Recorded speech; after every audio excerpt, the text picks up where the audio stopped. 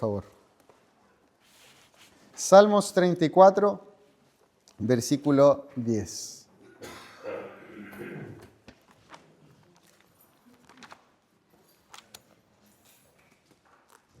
Salmos 34, versículo 10.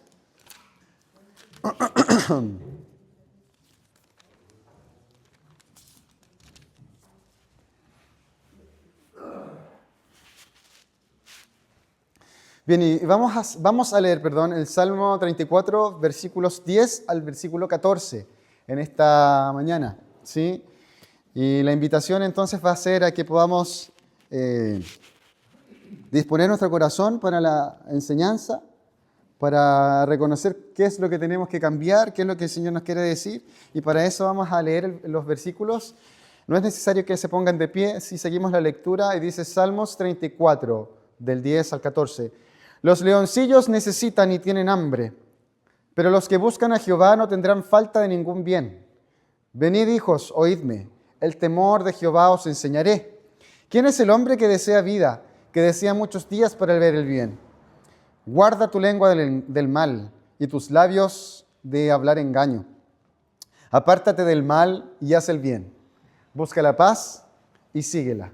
Oremos al Señor. Padre, te queremos rogar que usted pueda transformar nuestras vidas en este día, en este tiempo, que pueda enmendar, Señor, lo que ha estado mal en nosotros y que en nuestras voluntades también reconozcamos nuestro pecado, reconozcamos qué es lo que tenemos que hacer, qué es lo que tenemos que decir, dónde tenemos que ir, Señor.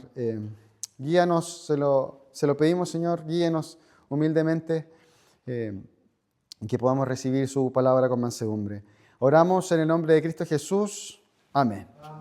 Bien, hermanos, en los días que de repente voy a acompañar ahí a la casa a mi mamá, hay un programa de televisión que casi siempre pone mi abuelito, no me acuerdo cómo se llama, pero es algo de como situaciones de la vida diaria y vienen como a resolver casos, algo parecido como caso cerrado, pero no es caso cerrado, ¿ya? Pero es como chileno. Y en ocasiones ponen o dan, ¿cómo se llama? La jueza parece.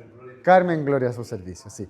Ese es el programa específicamente. Y en Carmen Gloria a su servicio, no estoy pasando el dato del programa ni nada, mostraron la experiencia y el testimonio más bien de una persona que fue durante más de 20 años a donar sangre de manera voluntaria y sin, tenía aquí la palabra, de manera desinteresada.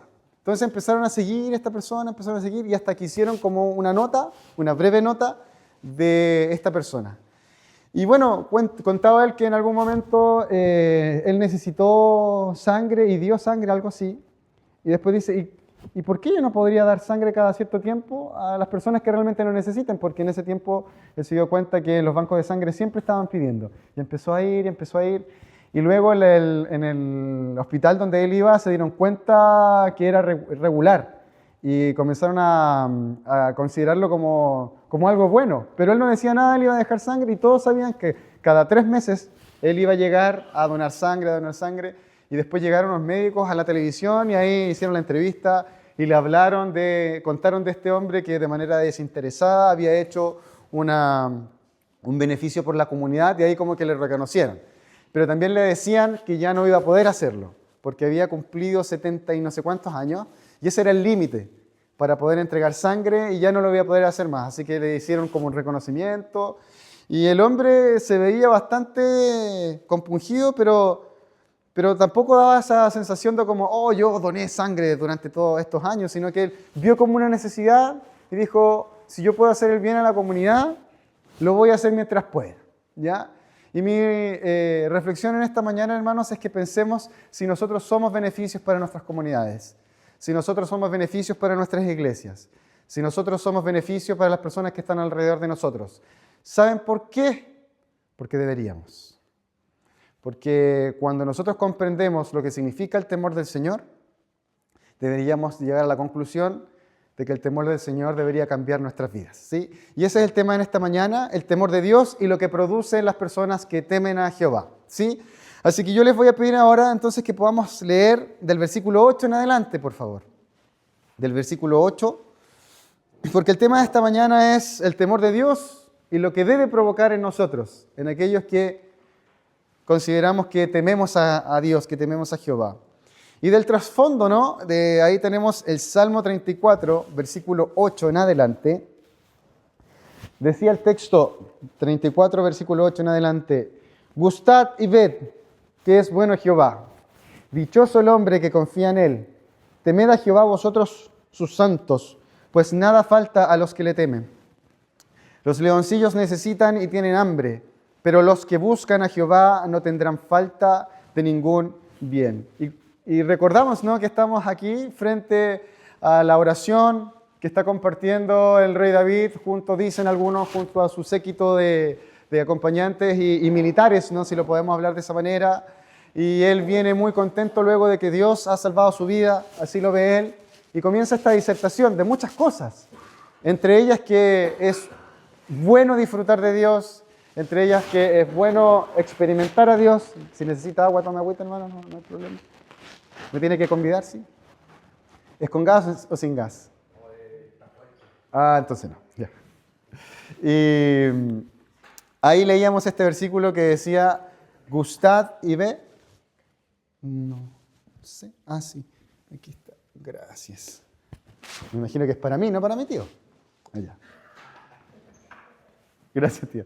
Entonces veíamos ahí, gustad y ved que es bueno Jehová, dichoso el hombre que confía en él, y nos enseña y nos lleva a temer. Pero hay un versículo que quiero tomar solamente introducción, que dice, los leoncillos necesitan y tienen hambre, pero los que buscan a Jehová no tendrán falta de ningún bien. Y dicen algunos eruditos que cuando habla aquí el versículo, los leoncillos necesitan y tienen hambre, uno podría pensar en pequeños leones, ¿sí?, que a pesar de ser leones, necesitan comer, a pesar de que puedan romper y quizás gritar y hacer daño por parte de su naturaleza, ellos necesitan comer. Pero dicen algunos eruditos que no se refiere necesariamente a ellos, sino que se refiere a las personas malas, a las personas que quieren hacerle daño a otras personas. ¿Qué es lo que experimentó él? Porque lo andaban buscando para matar y de manera injusta, porque por último hubiese hecho algo malo, quizás podríamos ver nosotros, o atentar contra la vida del rey Saúl. Lo estaban buscando, lo querían matar. Y lo que nos da a entender la Escritura es que estos leoncillos no necesariamente son estos pequeños animales, sino que son personas despiadadas, que no tienen temor del Señor, y aún así con todo el poder y toda la influencia que puedan tener, ellos también pasan hambre, ellos también tienen necesidad. Y entonces David nos dice, pero los que buscan a Jehová no tendrán falta de ningún bien. Y los que han experimentado la gracia del Señor, podremos decir que el Señor siempre nos provee en los momentos de necesidad. Nada nos va a faltar. Esas son las promesas del Señor. El Señor siempre provee, el Señor siempre está dispuesto a entregarnos. Y ojo que acá dice, pero los que buscan a Jehová no tendrán falta de ningún bien. No está diciendo que no van a tener problemas. Dice que no tendrán falta de ningún bien. Que la misericordia de Dios está presente ahí, está disponible para dar. Gracias. ¿El otro también está a mí? Ay. Gracias, Franquito.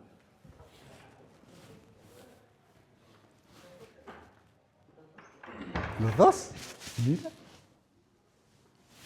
¿Cómo adivinaron que voy a necesitar mucha agua hoy día? Y eso que somos poquitos. Y entonces dice, los leoncillos necesitan y tienen hambre, pero los que buscan a Jehová no tendrán falta de ningún bien. Hermanos, los que confían en Dios, sí vamos a tener problemas, es cierto. Sí van a haber dificultades, es cierto.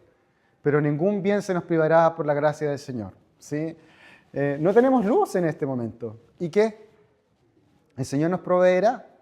Hay momentos, y me han contado historias, yo las he escuchado, donde parece ser que faltaba algo en la mesa y de repente apareció un ángel con forma humana, tocó la puerta y llegó la provisión. Porque el Señor provee, porque el Señor da, porque el Señor nos entrega cosas que incluso nosotros no merecemos. Esa es la gracia del Señor. Y así lo cuenta él y le dice, y nos vamos a imaginar que está David alrededor, está ahí, y alrededor hay militares que están escuchando esta oración, y él dice, los leoncillos necesitan y tienen hambre. Esas personas que nos están buscando van a tener hambre, pero los que buscan a Jehová no tendrán falta de ningún bien. Y hermanos, ¿qué es buscar a Jehová? Sino una intención una resolución de buscar solamente a Él. Ese buscar es con una intención constante, es como cuando en esa parábola a una mujer se le perdió una moneda y limpió la casa, limpió la casa, limpió la casa hasta que encontró la moneda. Esa misma intención debería estar en nosotros, de buscar y de buscar solamente a Dios. Y si lo buscamos, no vamos a tener falta de ningún bien. Y luego de eso, hermanos, el texto nos lleva a lo siguiente, algo que comenzamos a ver nosotros la semana pasada. Venid, hijos, oídme, el temor de Jehová os enseñaré. Y el temor de Jehová es un tema recurrente. Aparece más de 50 veces en las Sagradas Escrituras hablándonos del temor de Jehová. Yo le decía, aquí muchas veces nosotros nos paramos y le decimos temor a Jehová, el temor reverente, el temor a Jehová, el temor reverente. ¿Pero qué significa al final? ¿Qué significa? No sé, hay que ser reverente, pero ¿qué significa ese temor reverente? Y esa palabra inicialmente habla solamente, de miedo. De hecho, la traducción en el griego, en el Nuevo Testamento, es fobia. Phobos, que es cuando alguien ve un animal y lo paraliza. No puede hacer nada. Ayer veíamos en la casa, de repente apareció una araña y el Seba estaba paralizado. Sí, papá, una araña, deja que se esconda esa araña, déjala tranquila. No nos va a hacer nada si no la molestamos. Y ahí estaba esa araña y la paralizaba. A mí me paralizaba, como yo les decía la semana pasada, me paraliza las alturas. Y a cada uno de ustedes lo paralizará algo que lo deja inmóvil. Esa es la primera reacción, ¿no?, del temor. Te da miedo y no puedes moverte. Y algo así fue lo que pasó cuando Adán y Eva pecan y el Señor, como de costumbre, vuelve a pasar por el huerto y dice la Escritura que ellos tuvieron miedo, se paralizaron, se vieron desnudos, se vieron en vergüenza. ¿Sí? Y este temor de la palabra hallaré es una connotación de que algo puede pasar y de alguna manera, como yo les digo, te inmoviliza. Líbrame ahora de la mano de mi hermano, decía un personaje en el Antiguo Testamento que era Jacob. Líbrame de la mano de Esaú porque le temo, dice la palabra ahí. ¿Sí? Y hallaré puede usarse absolutamente no respecto a un miedo que te paraliza, como yo le decía. Pero, hermanos, cuando se usa con alguien que tiene una jerarquía mucho mayor que la tuya, toma un matiz distinto. No es tan solo miedo de decir como, hoy no te vas a mover. Tiene un matiz que comienza a cambiar. Y ese temor es el que nosotros decimos reverente. ¿Pero qué significa, hermanos? Es más que un simple miedo. Es la actitud con que una persona reconoce el poder y la condición de la persona que está frente suyo y se le debe reverencia y se le rinde el debido respeto. Tú lo ves, tú sabes que puede hacer algo y tiene tanto poder esa persona. Y miremoslo desde una jerarquía, no necesariamente pensando en Dios, pensemos en alguien que tiene mucho poder, que tiene mucha jerarquía, que tú sabes que si dice te despido, te despide, y esa persona, tú estás frente a él, ¿le debe respeto o no le debe respeto? Sí, le debe respeto. No necesariamente vamos a hacer una reverencia, pero si tú entras respetuosamente y vas a entrar arreglado, y si tienes una audiencia con él, vas a ir con mucho respeto, arregladito, y vas a esperar que Él hable primero, porque tú sabes que tiene una jerarquía distinta. Dios tiene una jerarquía distinta con nosotros. Dios es santo. Dios ha estado desde antes de la fundación del mundo. Dios no tiene principio ni fin. Dios es perfecto. Dios es todo sabio. Dios tiene una condición muy distinta a la de nosotros. Y cuando nosotros entramos a sus atrios, entramos a su templo, deberíamos callar.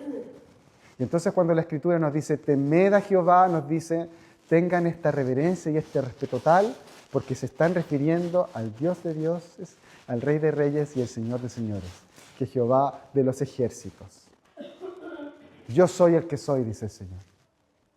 Y es tan así, hermanos, que es tan distinto que, por ejemplo, la creación, dicen algunos, salió de problemas, de peleas, de dioses que estaban por acá, por allá. Hay un solo lugar donde tú encuentras que ese Dios estaba antes. Dice, en el principio creó Dios, Elohim.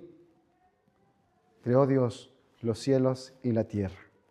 Y a ese Dios nosotros adoramos, o deberíamos adorar. Y entonces cuando la Escritura dice, temed a Jehová, tiene una connotación tan importante de entender con quién estás hablando. ¿A dónde vienes y con qué sentido vienes acá? Es el Señor sentado en su aposento. Entonces, cuando nosotros oramos, hermanos, cuando nosotros oramos en nuestras casas, oramos acá, es impresionante lo que pasa, porque de una manera sobrenatural tú te estás comunicando con el ser que creó todas las cosas y que tiene la capacidad de hacer así y todo se fuma. Y ahí los lindos entramos al aposento y oramos, pero por medio de alguien, por medio de Jesús que nos une con el Señor. ¿Sí? Este Dios, hermanos, debería hacernos temblar todos los días, o debería hacernos pensar y decir, estoy caminando bajo la presencia de Dios que se le llama el Coram Deo. Caminamos bajo la presencia del Dios Santísimo, que sí le importa dónde voy, cómo hablo, qué digo, qué es lo que hago, y sí le importa lo que hay en mi corazón, porque deberíamos temblar. Ese, hermanos, ese es el temor reverente, es un respeto tal que no es ese miedo paralizante, sino que sí, tienes miedo. Pero hermano, Dios es bueno. Dios es bueno. Él es el Rey de Reyes. Y está así con la mano estirada. Es cuando nosotros escuchábamos y decíamos que Dios ilumina nuestro camino. Dios pone su rostro pudiendo quemarnos, nos mira con benevolencia, con amor. Y por eso nosotros deberíamos respetar a Dios de una manera que, no sé, quizás pensaríamos más las palabras que diríamos en nuestras oraciones, quizás pensaríamos más lo que vamos a hablar con otras personas, quizás prepararíamos mucho mejor nuestro corazón antes de venir acá, quizás no albergaríamos tanto odio respecto a otras personas en nuestro corazón sabiendo que Dios está mirando, está desde arriba. No sé si me doy a entender. Debería cambiarnos porque caminamos bajo la presencia del Señor. Y hermanos, el temor a Dios implica sumisión y una debida relación ética con Dios. Me someto. Dios, lo que tú digas que hay que hacer. Señor, si este mandamiento tú lo diste, yo lo voy a hacer. Señor, si tú me dices que tengo que hacer de esta forma, yo lo voy a hacer. Señor, si tú me dices que yo tengo que reconocer mi pecado, lo tengo que reconocer. Eso es temor de Dios, ¿sí? Y creo que no hay mejor ilustración, hermanos, hasta ahora, lo que he visto, ¿no? De cuando un hombre inmundo se encuentra frente al Señor. De un hombre inmundo. Dice la Escritura ahí en Isaías 6.1, dice, en el año que murió el rey Usías, vi yo al Señor sentado sobre un trono alto y sublime, y sus faldas llenaban el templo. Nos vamos a tratar de imaginar el cuadro, ¿no? Porque es una persona que se considera inmunda y ve sentado sobre un trono alto y sublime y sus faldas llenaban el templo, ve al Señor. Por encima de él había serafines, cada uno tenía 6 alas, con 2 cubrían sus rostros, porque no podían ver la santidad del Señor. Con dos cubrían sus pies y con los otros volaban. Estaban al lado del Señor. Y el uno al otro daba voces diciendo, Santo, Santo, Santo. Y estaban ahí diciendo, Santo, Santo, Santo. Y estaban ahí diciendo, Santo, Santo, Santo, Santo, Santo, Santo. Y los quiciales de las puertas, eso que estaba ahí, empieza así. Se estremecen con la voz del que clamaba y la casa de repente se llenó de humo.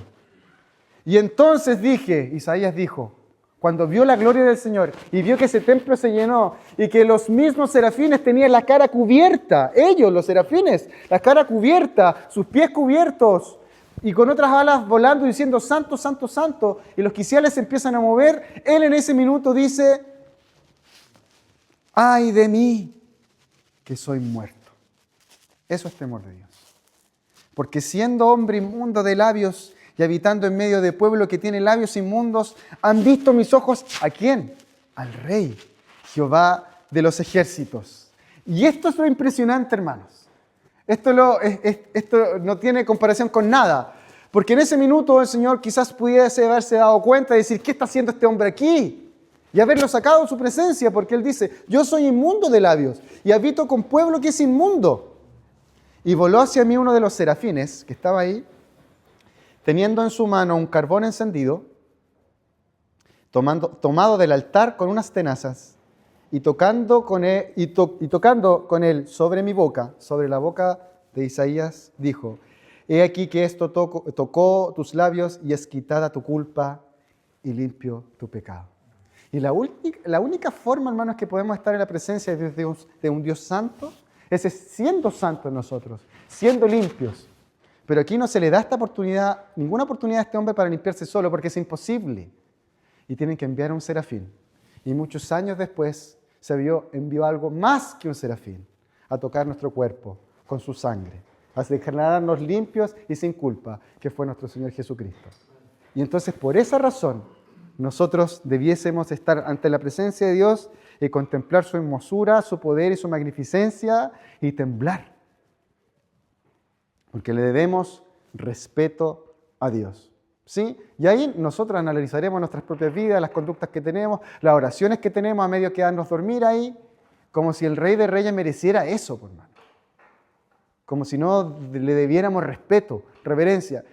Yo lo he leído y yo también se lo comenté, hermanos, que muchos dicen que hemos perdido el asombro con Dios, el asombro de su temor, el asombro de este fuego consumidor de Dios perfecto que debiese hacernos meditar y a lo mejor simplemente callar y antes de comenzar a decir palabras en nuestra oración y pedirle, es contemplar su santidad y saber que estamos en presencia de Él y vamos a orar.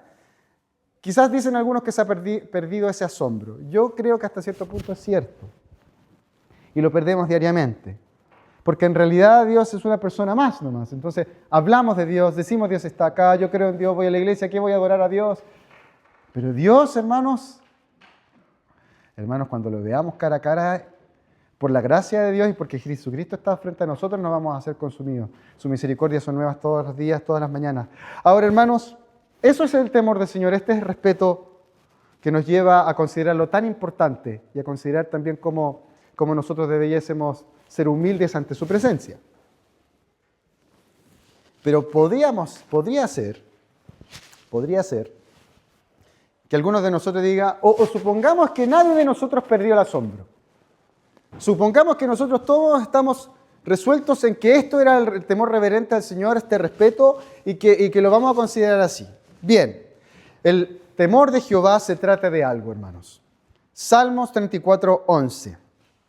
Dice, venid hijos, oídme, el temor de Jehová os enseñaré. ¿Quién es el hombre que desea vida?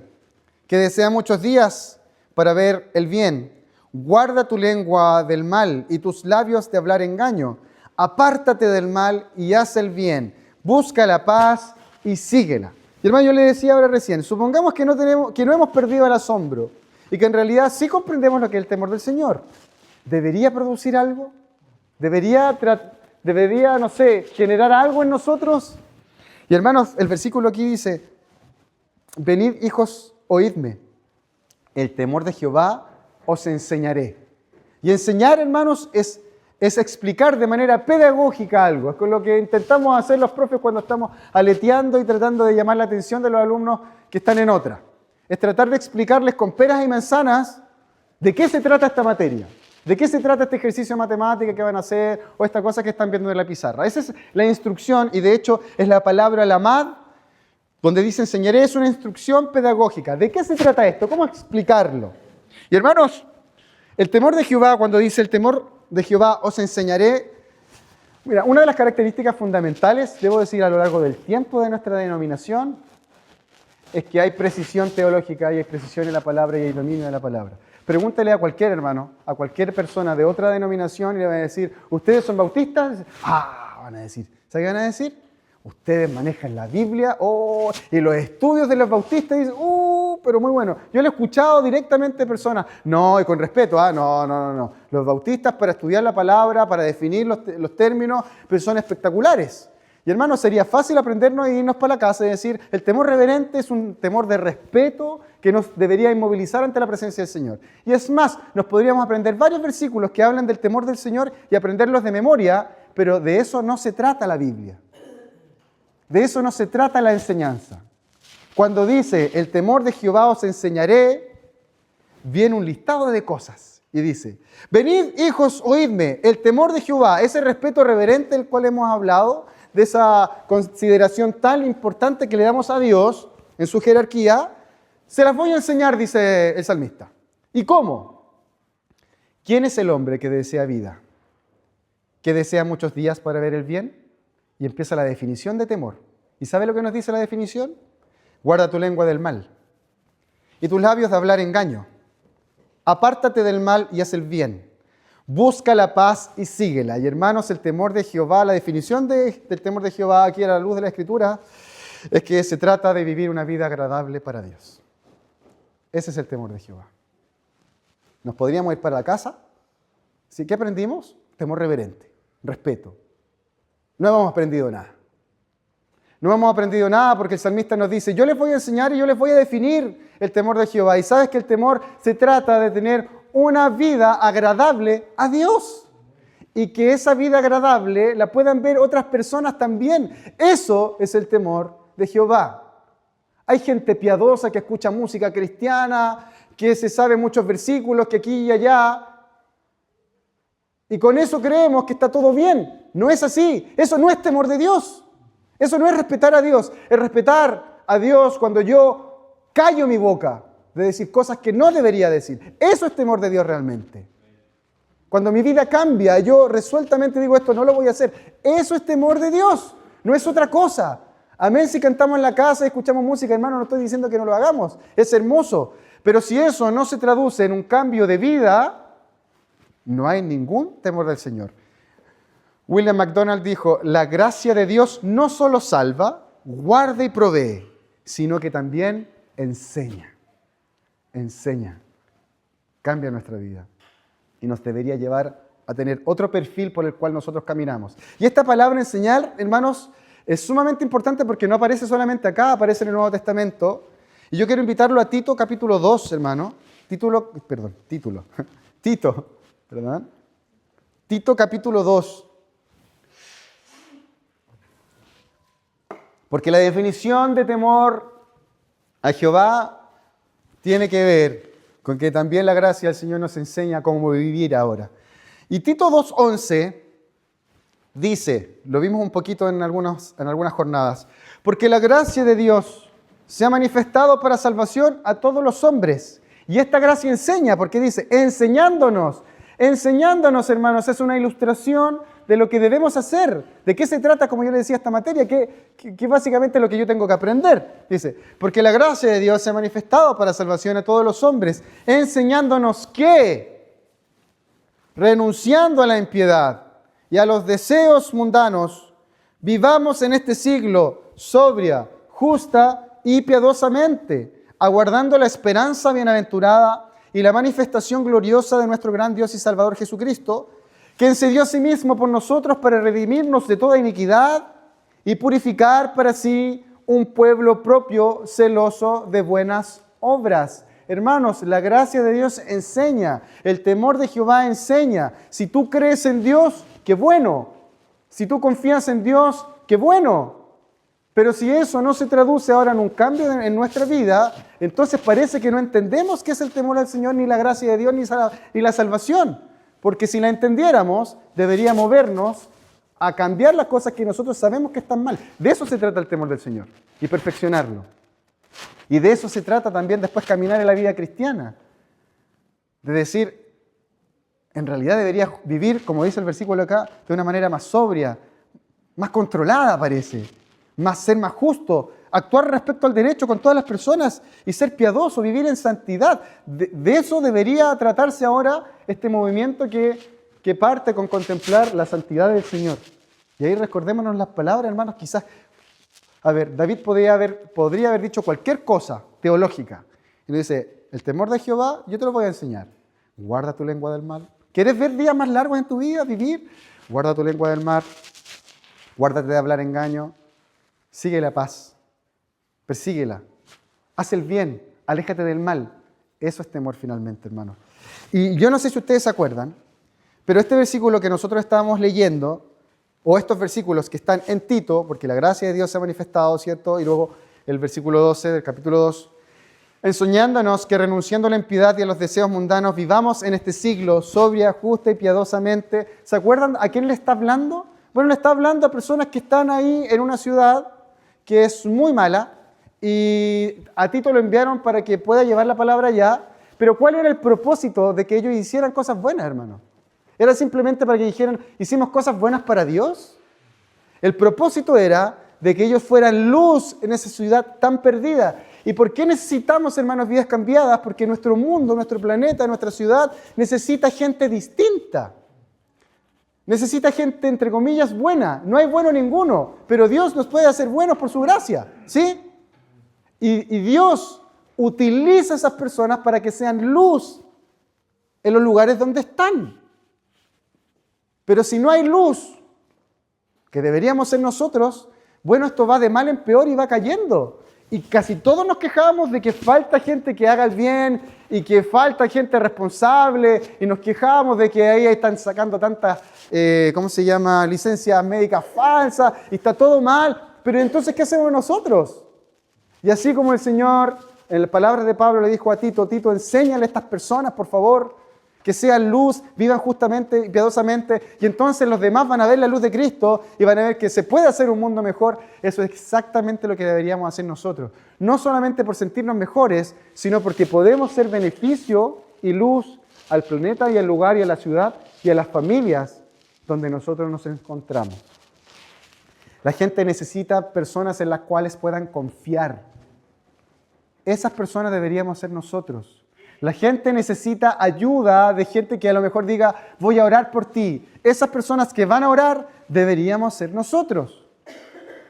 Esas personas que dicen, aquí hay un lugar donde se puede entregar ayuda. Hay gente que entrega ayuda. Ese lugar de gente que entrega ayuda deberíamos ser nosotros. Porque el temor de Jehová debería producir en esto. Como yo le digo, no es solo comportarse bien para ser reconocido, hermano. Es comportarse bien o tener este cambio de vida para ser una mejor sociedad, para ser una mejor comuna, para ser un mejor barrio. Qué lindo sería que la gente que vive alrededor de nosotros supiera que en esa casa hay gente en la que se puede confiar. Bueno, de eso se trata el temor de Dios. Entonces van a ver que todavía queda bondad en el mundo. Y vamos a decir, no, esta bondad no es mía, me la regalaron. A mí me dieron una bendición y la comparto contigo. Y fuimos bendecidos por Cristo. No sé si me doy a entender. Necesitamos eso, que aparezca en distintos lugares. Y así dice el salmista, este es el temor de Jehová. Hay una historia que quizás ustedes han visto en la película, es un libro más bien. Son dos amigos que están destinados a llevar un anillo a un lugar para que se rompa ese anillo, ¿ya? Y este anillo ilustraba el poder y como de alguna manera el pecado, que tenía que romperse, ¿no? Y mucha gente quería el poder de ese anillo, qué sé yo, y les tocó justo a los más chiquititos llevar la carga. Y hay una parte del libro donde ellos se dan cuenta que probablemente esto les va a costar la vida. Y están como un poco desilusionados y derrotados, porque no saben si es que van a llegar o no a hacer el trabajo. Y ellos entran a un bosque como mágico, ¿no? Esto es ilustración, ¿no? Es un libro. Y se encuentran con una de las personas más amables y más sabias de la Tierra Media que se llama Galadriel. Y ella empieza a dar un regalo a cada uno de estos personajes que van en esta tarea y ella les dice, esta tarea es muy difícil, puede que les cueste la vida. Y cada uno comienza a recibir un regalo. Y una de las personas que recibe el regalo era un jardinero, se llamaba Sam. Y entonces Galadriel le dice, yo te voy a dar un regalo a ti particular. Yo sé que tú eres jardinero, le dice, yo te voy a regalar una cajita. Sí, ¿qué cajita? Bueno, esta cajita tiene tierra, esta tierra, dice. Y esta tierra que tú te vas a llevar, cuando se ocupe, va a dar a florecer mucho más de lo que tú podrías pensar. Tú que eres jardinero, entonces, si es que llegas a volver a tu tierra, le dice, la puedes ocupar en tu jardín. Y Sam agarra su cajita con tierra, una tierra especial para su jardín y la guarda. Haciendo más corto esto, ellos logran destruir esta cosa, el anillo, y se dan cuenta que a lo mejor su vida en ese momento se va a acabar porque hay una gran explosión, pero por la gracia aparecen unas águilas que se los llevan y se salvan. Y luego ellos tienen que volver a su tierra. Y cuando vuelven a su tierra estos dos personajes, o otros más, se dan cuenta que por pura maldad hubo un grupo de personas que los conocían que le rompieron la mitad de la ciudad, de la comarca que se llamaba. Y eran árboles milenarios, hermanos, que tendrían, no sé, 15.000 o 10.000 años, qué sé yo. Árboles que les costaron a todas sus generaciones llevarlos adelante y tener este lugar hermoso y precioso, ¿no? Y entonces llega Sam y dice, ¿cómo vamos a arreglar esto? Y se empieza a rascar la cabeza y dice, ya, sacan a estas personas malas, qué sé yo, esto como enemigos, pero la ciudad fue destruida, la mitad de la ciudad destruida, árboles cortados, las cosechas quemadas. Y Sam entonces se acuerda, dice, me regalaron una cajita, y saca su cajita, pero esa cajita era para su jardín. Y esa cajita tenía una tierra tan especial, como yo le digo, que podía hacer florecer lo que no podía florecer. Y toma su cajita y abre su cajita y saca la tierra y empieza a tirar tierra, no en su jardín, empieza a tirar tierra en los árboles que se quemaron. Empieza a tirar tierra. Y dice el libro, ¿no?, que empieza como a florecer algo de a poquito, dice, y empieza a tirar tierra a todos los lugares donde se quemó, empieza a tirar tierra y le va quedando menos tierra a él. Le va quedando menos tierra y él no ha ido a su jardín. Y entonces, con el último puñado que le queda, ya esparció a lo largo de toda la ciudad donde estaba quemado, dice el libro que él va al centro de la ciudad, al corazón de la ciudad, y toma el último puñado de tierra que le queda y lo tira al cielo. Y en otras palabras dice, es como para bendecir a la ciudad donde yo venía y no le queda más tierra para su jardín. Bueno, dicen que aparecen unos vientos especiales, ¿no? Y hacen que esa tierrita abarque toda la ciudad, incluso el jardín de Sam. Y cuenta la historia que en un par de meses todo comenzó a florecer como nadie lo había imaginado. Y dicen que Sam se transformó después en el alcalde de esa ciudad porque él pensó primero en la ciudad antes que él. ¿Qué quiero decir con esto, hermano? Nosotros hemos sido muy bendecidos por el Señor. El Señor nos ha dado ciertas cosas que tenemos que hacer y ciertos regalos.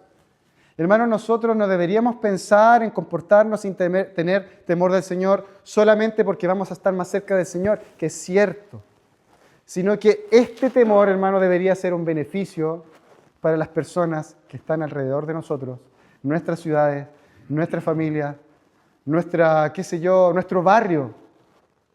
Y así como nosotros hemos sido bendecidos, pudiésemos nosotros bendecir a otras personas también. Y no pensando primeramente en nosotros, pensando en las demás personas. Hermanos, una persona que a los ojos de Dios se vea como una buena persona, a pesar de que nosotros sabemos que no hay nadie bueno, pero una persona que tema al Señor, que haga el bien, que no desee el mal, que en vez de hablar lo malo, hable lo bueno, debería ser una bendición para los que están alrededor y los que están cerca de él. Esas personas, hermanos, deberíamos ser nosotros. Si creemos y consideramos qué es realmente el temor de Jehová. ¿Sí? Pero hay 3 aspectos de la vida, hermanos, que demuestran el temor de Dios. Yo lo siento mucho. No voy a ser condescendiente en este momento. ¿Quién es el hombre que desea vida? Que desea muchos días para ver el bien. Y la Biblia nos dijo que una vida piadosa, una vida justa, una vida sobria, es una vida que realmente teme a Jehová. ¿Sí? Y hay 3 aspectos de la vida que demuestran que realmente nosotros estamos caminando en el temor del Señor. Y entonces dice la Escritura, ¿quién es el hombre que desea vida, que desea muchos días para ver el bien? Y lo primero, hermanos, que una persona que teme al Señor y que la gracia lo está cambiando, es una persona que tiene su lengua controlada. Una persona que teme a Jehová es una persona que tiene su lengua controlada. Una lengua controlada se puede traducir de esta manera. No habla de las demás personas porque no le interesa. No chismea de las otras personas porque no es su vida. Y porque sabe que finalmente si habla mal de otra persona, va a dañar a otra persona. ¿Por qué hablas de las demás personas? ¿Qué te importa a ti? ¿Qué me importa a mí la vida de las demás personas? Ah, tú temes a Jehová, ¿cierto? Yo creo en Dios. No. Porque si tú temieras a Jehová, controlarías tu lengua. David lo dice acá. Defíneme el temor del Señor. Guarda tu lengua del mal y tus labios de hablar engaño. ¿Sabe qué? Hay una técnica, hermano, mire la técnica que se está ocupando, que se ha hecho viral en redes sociales. Cuando los alumnos David, no sé si tú ocupaste esto, pero a lo mejor te puede servir. Cuando los alumnos no se callan nunca, los profesores empezaban a decir silencio, pegaban en la pizarra, eso funcionaba antes, ahora ya no funciona nada, siguen ahí hablando y todo lo demás. Y entonces un profesor decía, vamos a hacer el siguiente ejercicio y les va a funcionar, decía. Ya, silencio, nadie se queda callado, dice, tengo un chismecito. Todos los alumnos en ese mismo instante dicen, hey, profesor, tiene un chismecito, y todos se quedan callados. Entonces el profesor dice, ya, después le cuento el chismecito. Ya captó su atención. Hermanos, a todos les gusta chismear, es parte de la vida, no sé qué será. ¿Será que somos pecadores? Parece. Pero hermanos, la Biblia nos dice, si tú temes al Señor, guarda. Hermano, mal es cualquier cosa nociva y que haga daño, ya sea a los que están más cerca tuyo o a los que están lejos tuyo. Pero no, yo no lo logro entender, hermano, no lo logro entender, de verdad. ¿Por qué esa tendencia tan nociva de generar daños en otros por palabras que nosotros quizás después nos dimos cuenta que no había que decirlas? ¿Temes a Jehová? Guarda tu lengua. Córtatela. No me la puedo cortar, no, si no la vamos a cortar. Pero a lo mejor hay momentos donde hay que callar. ¿Se acabó la conversación, el tema? Bueno, se acabó nomás, po. Es que hay que seguir conversando. Bueno, no seguirás conversando de otra cosa, de los autos, qué sé yo. ¿Por qué tienes que conversar ahora de la vida de los hermanos? ¿Por qué tienes que conversar ahora de lo que... ¿Por qué tienes que conversar de lo que te hicieron hace 10 años atrás, hermanos de la iglesia? ¿Por qué tienes que conversar de eso?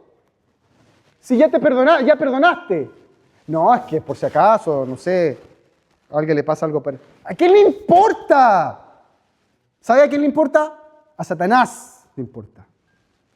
Porque en ese mismo instante que tú hablas con tu lengua el mal, eres instrumento filoso de Satanás. Cuenta la historia una vez que por razones de la vida comenzaron a hablar unas familias y una de las familias escuchó algo que otra le había hecho a otra, pero así por escucharlo nomás. Y esa familia dijo, oh, qué malo lo que hicieron ellos. Y empezó a albergar esta idea en su corazón. La otra familia nunca le hizo nada. Empezó a albergar la idea, porque en algún momento le contaron que esa familia había hecho algo mal, pero hace años atrás, en el pasado. Y comenzó a albergarlo, esa familia. ¿Sabe lo que pasó con esa familia? Se fue. Ya, ahora me dirá usted, ¿tenían la fe débil? Pues pastor. Por eso se fueron, pues. ¿Habrán tenido la fe débil o no? No me importa. Lo que yo sí quiero decirles es que esta historia nos contaba que una familia se fue porque otro puso un germen, una semilla maligna en el corazón. ¿Por qué? Porque no guardó su lengua. Deberíamos pedir perdón. Todos lo hemos hecho, hermano. Pero parece que de repente se transforma en un deporte. Y la Escritura dice, guarda tu lengua. Hay una ilustración, hermanos, que es muy clara quizás. Hay personas que dicen, no, yo no voy a la iglesia. Y adivina qué dicen. No, y hay personas, hay unos hermanos, una hermanita que se van a persignar o se pegan con una piedra en el pecho, que cantan bonito, dicen, pero hoy como hablan de los vecinos, de los hermanos de su propia iglesia, yo no me voy a ir a meter para allá. Y me encantaría que fuera mentira, hermanos, pero es verdad. Yo no sé si necesariamente es acá, lo estoy ilustrando como algo que yo he escuchado directamente de otras personas. No necesariamente acá, vuelvo a reiterar. Pero ¿qué nos dice la Escritura? Que si tú temes a Dios deberías controlar tu lengua. Y hermanos, cuando dice guarda tu lengua del mal y tus labios de hablar engaño, engaño es una falsedad. Con el tiempo uno podrá aprender que una media verdad es una verdadera mentira. Una media verdad es una mentira completa. Y muchas veces nosotros dejamos ese con su qué. Y el Señor, a través de las palabras de David, nos dice, ya, ustedes congregación o quienes están escuchando, ¿temen a Jehová? Nosotros podemos decirle, sí, tememos reverentemente al Señor, ya. ¿Sabes cómo se define? Entonces diría el salmista, guarda tu lengua del mal y tus labios de hablar engaño. Pero también la definición del temor al Señor no es tan solo guardar nuestra lengua, que deberíamos, sino también que es un caminar separado y puro. Porque le dice, apártate del mal y haz el bien. ¿Y qué es apartarse del mal? Hermanos, nosotros Vemos y seguimos viendo y vamos a seguir viendo atrocidades de maldad en el mundo, pero tremendas. Hay tantas ilustraciones o cosas que tomar, hermanos, pero el mundo es un mundo muy malo. Sí, se ha comentado que hay redes de prostitución detrás de lo que fue el Sename en su momento, que ha cambiado ahora el nombre. Hay redes de prostitución infantil, hermano. Sí, hay niños que se utilizan para vender droga. Hay familias que venden droga y están obligados a hacerlo, entre comillas, porque están amenazados, porque si no lo hacen. Y así, y la maldad avanza, y la maldad avanza, y la maldad avanza. Pero esa maldad no es tan solo como un poco de afuera, hermanos. Esa maldad está cerca de nosotros. Está muy ligada a nuestro corazón. Y yo creo que todos conocemos un poco de lo malo que puede ser el mundo. Y que la maldad es real. Y entonces, ¿por qué acercarnos al mal? La Escritura dice, apártate del mal y haz el bien. Y muchas veces contemplamos el pecado solo como aquello que no debemos hacer, pero también debemos el bien que no hacemos. Dice, apártate del mal. O sea, mira hermano, nosotros nos podíamos apartar del mal y decir, no voy a juntar allá, no voy a ir acá, no voy a comer de esto, no voy a ir a ese lugar porque es dañino y está bien. Si tú en tu resolución de voluntad dices, no, por ejemplo, uno de los consejos que se da cuando alguien estaba cercano a malas amistades que le hacían daño, ¿cuál es el consejo que se les da? No te juntes con ellos de nuevo. Porque dicen que son tus amigos, pero no lo son. Cuando nosotros hablábamos con Nicolás, este joven que visitamos, él nos decía, no sé si el hermano Boris o el hermano Pedro, creo que los dos le preguntaron, ¿dónde están tus amigos ahora? Bueno, no vino ninguno. Ah, ¿esos son tus amigos? Bueno, en realidad me di cuenta, decía él, que los que decían que eran mis amigos no lo eran. Me buscaban, ¿cierto? Porque quizás yo podía darles cosas. Hermanos, se le recomienda a una persona que ha estado cerca de personas nocivas que no se junte más. Y está bien, pero ahora tenemos que hacer algo. Tenemos que esforzarnos por hacer el bien. Y el bien es cualquier cosa beneficiosa para los que están alrededor de nosotros y los lugares que nosotros vivimos. Tenemos que hacerlo. Apártate del mal y haz el bien. Y no tan solo ahí, hermanos, porque al final del versículo dice que nosotros debiésemos tener una disposición pacífica. Debiésemos ser pacíficos. Dice, apártate del mal y haz el bien, busca la paz y síguela. ¿Qué es buscar la paz? Hermanos, este mundo está crispado. Todos pelean con todos. Hay peleas en el Congreso, hay peleas en los colegios, hay peleas en la familia, hay peleas en la iglesia, pues, hermano. Estamos todos peleados con todos de repente. Y se hacen pelear a otras personas que no tienen ni que ver en ninguna situación, pero es como tomando bandos casi. Y yo me pregunto, ¿eso está bien o no? La Escritura dice, busca la paz y síguela. Es estar en paz con todos, porque Romanos 12:17 dice, no paguéis a nadie mal por mal, procurad lo bueno delante de todos los hombres, si es posible, en cuanto dependa de vosotros, estad en paz con todos los hombres, estad en paz. Y estar en paz es comenzar a perdonar. Estar en paz es tratar de evitar el conflicto. Siempre van a haber conflictos, pero ¿por qué no solucionarlos? La Escritura nos dice, tú temes a Jehová, perfecto, busca la paz, síguela. Y este mundo, como yo le decía, está todo peleado. ¿Y qué nos dice Dios, hermanos? Y aquí yo los voy a invitar a 1 de Pedro 3:9.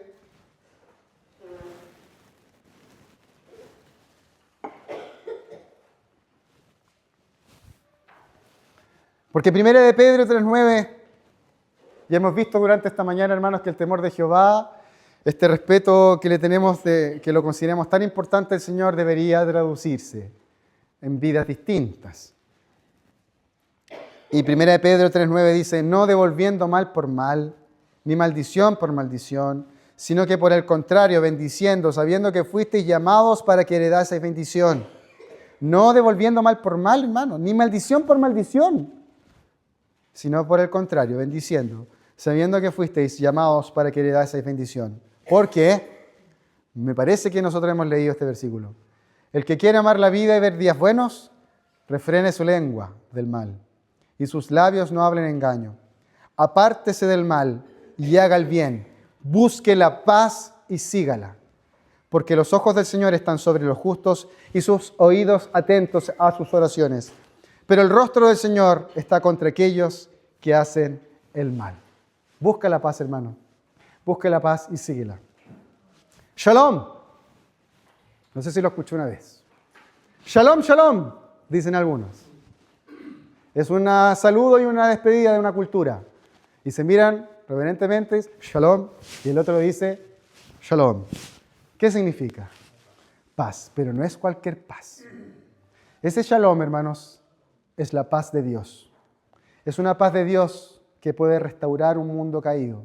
Es una paz que puede resolver problemas entre personas. Es una paz que puede restaurar a personas que están de alguna manera peleadas. Es una paz que puede restaurar este mundo caído, esto malo que nosotros estamos viviendo. Esa paz, hermanos, no la teníamos, porque entre Dios y nosotros no había paz, porque nosotros ofendimos a Dios y pecamos contra Dios. Y por culpa de eso entró el pecado. Y la paz de Dios que existía se comenzó a distorsionar, porque por culpa de nosotros y por nuestro pecado entró el daño en el mundo. ¿Y ahora qué hacemos? ¿Cómo se arregla esta paz? Hermanos, hay una forma solamente de resolver esa paz. Y teniendo esa paz podemos transmitir esa paz y hacer un mundo que tenga esa paz, ese shalom. Shalom, más allá de simple ausencia de conflicto, implica bienestar, armonía, plenitud, salud, tanto física como espiritual. Porque por causa del pecado, como le comentaba, hermanos, entre Dios y nosotros no había paz. Y el pecado estropeó la paz de Dios. Pero hay un versículo, hay un pasaje que los judíos algunos lo tienen prohibido de leer, que está en Isaías 53, 53:3. Yo lo voy a comenzar a leer y dice: despreciado y desechado entre los hombres, varón de dolores, experimentado en quebranto y como que escondimos de él el rostro, fue menospreciado y no lo estimamos. Ciertamente él llevó nuestras enfermedades y sufrió nuestros dolores, y nosotros le tuvimos por azotado, por herido de Dios y abatido. Mas él herido fue por nuestras rebeliones, molido por nuestros pecados, el castigo de nuestra paz fue sobre él, y por su llaga fuimos nosotros curados. Y esa paz, hermanos, es el shalom de Dios. Y para que nosotros tuviésemos paz en nuestra vida y este mundo tuviera paz, el Hijo de Dios vino a llevar la culpa para que el mundo no tuviera la culpa si no tuviese la paz de Dios. Y esa paz de Dios, hermanos, nosotros la podemos tener en Cristo, pero también el mundo necesita la paz de Dios. El mundo necesita la paz de Dios, nuestras familias necesitan la paz de Dios. Todo ser humano necesita el shalom de Dios, lo necesitamos. Y la única forma de poder recibirlo es por medio de nuestro Señor Jesucristo. Por la gracia de Dios hoy día podemos decir que tenemos paz para con Dios. Por medio de Cristo tenemos paz para con Dios, porque Él pagó la deuda que nosotros teníamos y Él restauró todo. Y este mundo puede ser un mundo mejor. Y esta iglesia puede ser una iglesia mejor.